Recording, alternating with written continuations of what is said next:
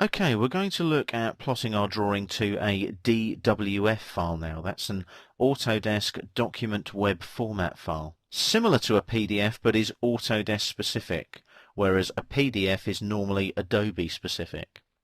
So what we're going to do now, we're going to go to our Output tab in the ribbon here, and we're going to go to our Page Setup Manager. You'll notice there that we have a PDF and a DWF page setup.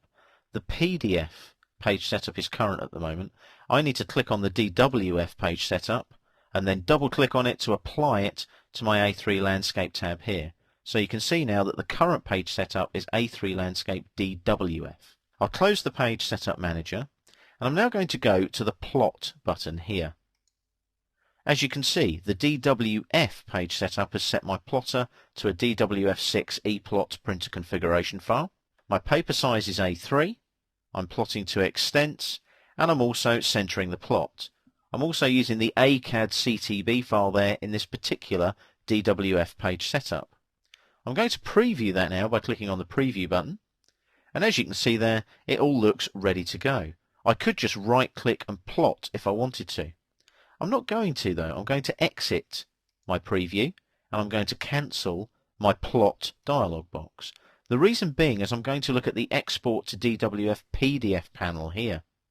Now if I export to my current layout, which is my A3 landscape layout, it's the only one I've got, so I don't need to use all layouts. I can use current layout.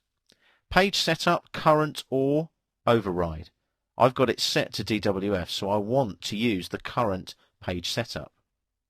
What I can do now is I can export out to either a DWFX, a DWF or a PDF. So I could have gone through this process when I exported out to a PDF earlier.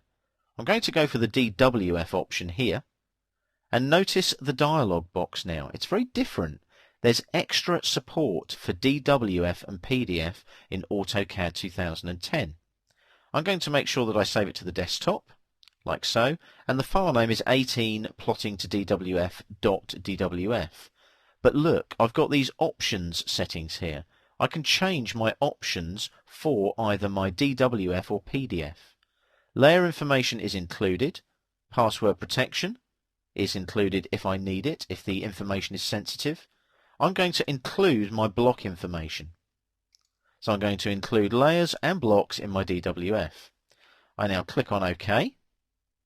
And what I'm going to do now, I could include Open in Viewer when done. I could also include a plot stamp. So what I'm going to do here is I'm going to tick Open in Viewer when done. I'm now going to save that to my desktop. And as you can see, it opens it up straight away in Autodesk Design Review 2010. It takes a few seconds to load up, but as you can see now, I've got my DWF here. I've got pan, so I can pan around the drawing like so. I've also got zoom, so there's my zoom real time. Remember, hold down the left hand mouse button, move up, zooms in, hold down the left hand mouse button and move down, zooms out. What I've also got there is zoom fit to window, which is the equivalent to zoom extents. I can also do a zoom rectangle, they call it, in Autodesk Design Review. It's similar to zoom window, so I click and drag and that will zoom me in there. So as you can see, I can go back here and that'll take me back to the original view. It's like a home page type idea. So let's have a look at the information here. I'm going to go back to select here, and I've got blocks on the drawing. Can I click on blocks anywhere? You'll notice I can click on hatch, and it tells me the information there. I've got sheet properties, object properties, views, and so on. Now what I am going to do here is I'm going to work with markup and measure. So if I click markup and measure now, I'm going to mark some of this up so that I can open it up in AutoCAD and work on those markups. So you'll notice I've got callouts here. I'm going to utilize this one, a rectangle callout with a rectangle cloud.